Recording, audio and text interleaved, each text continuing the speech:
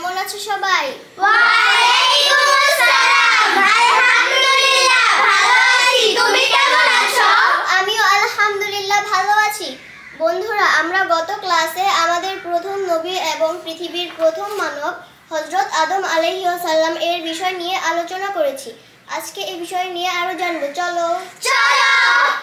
আমি আমার মায়ের কাছ থেকে শুনেছিলাম আদম আলাইহিস সালাম আল্লাহর প্রিয় সৃষ্টি। তাই আল্লাহ তাকে অত্যন্ত ভালোবাসতেন। তাই আল্লাহ তাকে বেহেশতে বসবাস করার সুযোগ দিলেন। বেহেশত মনোরম ও সুখের স্থান। এখানে আছে সুখ আর সুখ।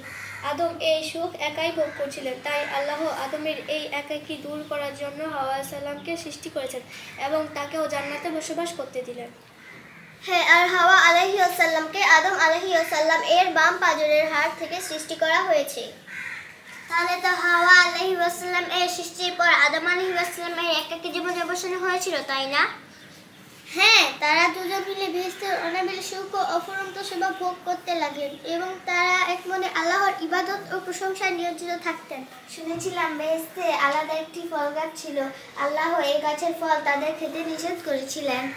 হ্যাঁ, আল্লাহর সব আদেশই তারা মন প্রাণ দিয়ে পালন করতেন। তাহলে তারা কি আল্লাহর সেই নিষেধটি পালন করছিলেন?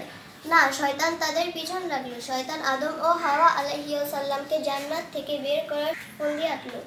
কি ফন্দি করেছিলেন? শয়তান তাদের বন্ধু সেজে তাদের নানাভাবে প্রলোভন দিতে লাগলো এবং সে তাদেরকে নিষিদ্ধ গাছের ফল খাওয়ার জন্য লোভ তৈরি করলো। অনেক চেষ্টার পর শয়তান সফল হলো। আদম ও হাওয়া ধোঁকায় পড়ে সেই নিষিদ্ধ গাছের ফল খেয়ে ফেলেছিলেন। অতঃপর আল্লাহ তাদের এই ভুল কাজের প্রতি খুবই কষ্ট পেল। আল্লাহ আদম ও হাওয়া আলাইহিস সালামকে সুখের স্থান থেকে বঞ্চিত করল এবং তারা দুজন আল্লাহর কাছে অনুতপ্ত হলো। তারপর আল্লাহ আদম ও হাওয়াকে নাকি দুনিয়ায় পাঠিয়ে দিলেন।